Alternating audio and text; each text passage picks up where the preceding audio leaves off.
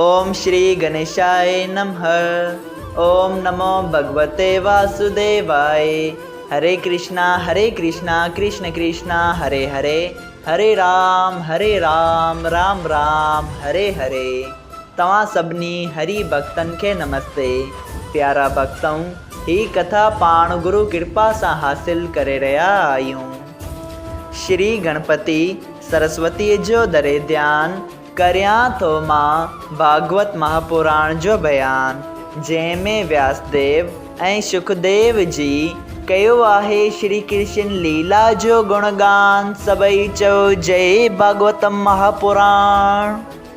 प्यारा भक्तों, कल कथा में पाण श्रीमद् भागवत महापुराण साहिब जे 6 स्कंद जे 2 अध्याय में ॾिठो हो त श्री सुखदेव जी स्वामी राजा परीक्षित के ॿुधाइनि था त अजामेल जे खोटन कर्मन जो हाल यमदूतन जे वाता ॿुधी श्री विष्णु भगवान जे पार्षदन चयो त तव्हां बेशक हिन जा पाप त ॾिठा, लेकिन हिन जे अंत घड़ीअ में जेको हिन नारायण जो नालो वरितो सो न ॿुधो शायद।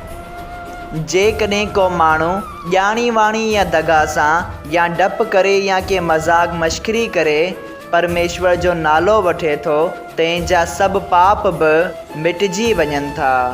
भगवान जो नाम वठण सां गऊ ब्राह्मण तपस्वी माओ या पीउ जी हत्या करण वग़ैरह जहिड़ा वॾा महापाप बि मिटिजी वेंदा आहिनि। तंहिं करे तव्हां अजामेल ब्राह्मण खे छॾे ॾियो।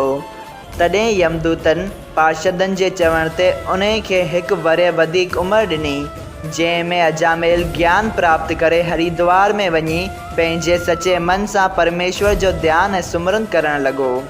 जॾहिं उन जो 1 वरह ध्यान ऐं भक्ति कंदे गुज़री वियो, तॾहिं वेंकट मां हिकिड़ो उम्दो विमान वठणु आयसि, जंहिंमें चढ़ी अजामेल ब्राह्मण ॻाईंदो वॼाईंदो वेंकट ॾांहुं हलियो वियो। सुखदेव जी स्वामी चवनि था त जेको माण्हू संसार खां अलॻि थी हरि भॼन करे थो ऐं श्रद्धा ऐं भक्तीअ सां हरि कथा ॿुधे थो, सो सभिनी पापनि ऐं दुखनि खां छुटी वञे थो। सभई चओ जय सिया राम। प्यारा भक्तों, अॼु पाण श्रीमद् भागवत महापुराण साहिब जे 6 स्कंद जो 3 अध्याय शुरू करे रहिया आहियूं, जंहिंजो नालो आहे यमदूतन जो पंहिंजे राजा खे अजामेल ब्राह्मण बाबति सॼो हाल ॿुधाइण। राजा परीक्षित इहा कथा ॿुधी श्री सुखदेव जी स्वामी खे चयो त हे महाराज, यमदूतन अजामेल वटां वञी यमराज जीअ खे छा चयो ऐं यमराज जी खेनि कहिड़ो जवाबु ॾिनो, सो बि कृपा करे मूंखे ॿुधायो। तंहिं ते श्री सुखदेव जी चयो त हे राजा, यमदूतन धर्मराज खे वञी चयो त संसार में इंसाफ़ करण वारा घणा ई पैदा थिया आहिनि, लेकिन जेकॾहिं अहिड़ो इंसाफ़ कंदा यानी पंहिंजी मर्ज़ीअ मूजिबि हलंदा त पापी जीव बि वेंकट में वेंदा ऐं धर्मात्मा नरक भोॻींदा। असां अॼु ताईं फ़क़ति तव्हांखे इंसाफ़ कंदड़ ॼाणी तव्हांजे हुकुम सां जीवन खे आंदो थिए ऐं उन्हनि जे कर्मनि अनुसार दुख या सुख ॾिनो थिए। अॼु पिणु तव्हांजे हुकुम मूजिबि अजामेल पापीअ खे वठणु विया हुआसीं, लेकिन जीअं त असांखे ॾिसी अजामेल पंहिंजे पुटु नारायण खे सॾु कयो, तीअं ई 4 पार्षदनि अची उन पापीअ खे असां खां खसियो। उन करे असांजी वेनती आहे त अहिड़ो को रस्तो कढो जंहिंमें असांजी बेइज़ती न थिए। ही ॻाल्हि ॿुधी यमराज जी ब्रह्म रूप भगवान जो ध्यानु करे दूतनि खे चयो त तव्हां नारायण नाले जी महिमा नथा ॼाणो। उन नाले जो महात्म इंद्र ऐं ॿिया देवताऊं, बर्ग रखेश्वर ऐं ॿिया वॾा मुनेश्वर बि नथा ॼाणनि। मां ब्रह्मा जी, राजा जनक, राजा स्वायंभूमन, भीष्म पितामह, प्रहलाद, राजा बलि, सुखदेव जी स्वामी, नारद मुनि, महादेव जी, कपिलदेव मुनि ऐं सनक आदिक ऋषि उन जी महिमा चङी तरह ॼाणूं था। ॾिसो, उन नाले जो प्रताप जो अजामेल जहिड़ो महापापी बि पंहिंजे पुटु नारायण नाले जे वठण सां तव्हांजे फांसीअ खां छुटी वियो। उन जी माया में सभु जगत बदल रहे थो। संदसि दूत सभिनी जायनि ते रही भक्तनि जी रक्षा कनि था। लेकिन कंहिं देवता या मनुष्य खे ॾिसण में नथा अचनि। तव्हीं अजामेल जे छुटण जो ग़म न कयो, लेकिन पंहिंजो वॾो भाॻ सम्झो जो तव्हांखे पार्षदनि जो दर्शन थियो आहे, जिन जो दर्शन देवताउनि ऐं रखेश्वरनि खे बि संहिंजो नथो मिले। यमदूतनि ही महात्म नारायण नाले जो ॿुधी यमराज खे चयो त जॾहिं परमेश्वर जे नाले वठण सां अहिड़ो फल प्राप्त थिए थो, तॾहिं वेदनि ऐं शास्त्रनि में पापनि जे छुटकारे लाइ जप तप ऐं ॿिया कठिन प्रायश्चित छो वर्णन कयल आहिनि। यमराज जी चयो त जेको आदमी नाम जी महिमा नथो ॼाणी, तप ऐं यज्ञ वग़ैरह ॿिया जेके बि प्रायश्चित आहिनि, सभु उन जे लाइ चयल आहिनि, जंहिंमें हिन जो मन परमेश्वर जी भक्ति ऐं पूजा में लॻे। मगर नारायण नाले वठण खां वधीक को ॿियो शुभ कर्म कोन्हे। यज्ञ ऐं तप वग़ैरह जे करण सां फ़क़ति पाप छुटे थो, लेकिन परमेश्वर जे नाले वठण सां घणा ई पाप छुटी वञनि था।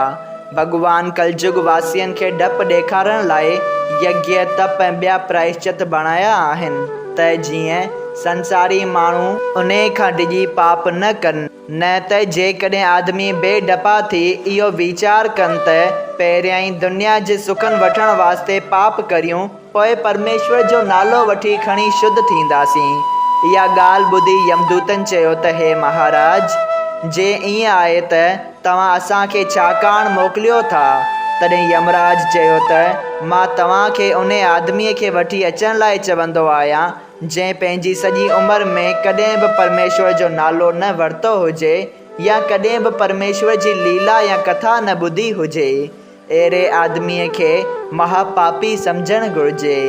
जेको नारायण जीअ जे शरण वञे थो, तंहिं खां पाप दूर भॼनि था ऐं परमेश्वर उन्हनि खे बुरनि कर्मनि खां बचाए थो वठे। तव्हां अॼु खां पोइ कंहिं बि पापीअ खे इहो वीचार करे आणींदा करियो जेको परमेश्वर खां बेमुख हुजे। लेकिन जेके माण्हू हरि भॼन में रही भॻवान जी मूर्तिअ जो चरणा अमृत हर रोज़ वठंदा हुजनि, उन्हनि वटि कॾहिं बि न वञो। उहे माण्हू सोन वांगुरु शुद्ध थी मुक्ति पाइनि था। ईअं चई धर्मराज परमेश्वर जो ध्यानु करे पंहिंजे दूतनि जो अपराध खिमिया करायो ऐं यमदूतनि इहा ॻाल्हि ॿुधी पाण में सलाह कई त अॼु खां पोइ कॾहिं बि अहिड़े आदमीअ वटि जो हरि भॼन कंदो हूंदो उन वटि न वेंदासीं। इहा कथा ॿुधी राजा परीक्षित पुछियो त हे महाराज, अजामेल महापापीअ जी ज़बान मां मरण वक़्तु नारायण जो नालो कीअं निकितो? श्री सुखदेव जी चयो त ए राजा, हिकिड़े ॾींहुं के साधु तीर्थ यात्रा कंदा अजामेल जे शहर में शाम जे वक़्तु पहुता ऐं उन्हनि पंहिंजे थकण जे लाइ कंहिं हरि भक्त जो घर माण्हुनि खां पुछियो। तॾहिं शहर वारनि माण्हुनि चर्चे तौरु अजामेल अधर्मीअ जो घर ॿुधायनि। जॾहिं साधु उते विया तॾहिं अजामेल जी वेश्या उन्हनि साधुअनि खे चङी जाइ ते विहारे स्नान पाणी कराए चङी ख़िदमत कई। सुबुह जो वञण वक़्तु साधुअनि उन वेश्या खे जा गर्भवती हुई उन खे चयो त तोखे हाणे हिकिड़ो पुटु ॼमंदो, उन जो नालो नारायण रखिजो। अजामेल बि पुट जो नालो नारायण रखियो ऐं उन्हनि साधुअनि जी ही कृपा सां मरण वक़्तु अजामेल जे मुख मां नारायण नालो निकितो हो।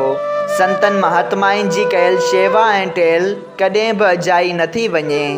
इहा कथा मूं अगस्त्य मुनीअ खां ॿुधी हुई, जा तोखे ॿुधायमि। राजा परीक्षित ख़ुशि थी हथ जोड़े चयो त मां तव्हांजो बेहद शुक्रगुज़ार आहियां जो तव्हां मूंखे नारायण नाले जे महात्म जी कथा ॿुधाए कृतार्थ कयो आहे। सभई चयो जय श्री कृष्णा।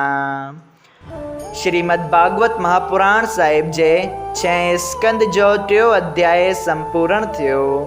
अगरि तव्हां सभिनी हरि भक्तनि खे हिन कथा मां लाभ हासिल थियो हुजे त कृपया हिन कथा खे ॿियनि हरि भक्तनि सां शेयर कजो त उन्हनि जो बि भलो थिए ऐं तव्हांजो बि भलो थिए। सभई चयो जय सिया राम। राधे राधे।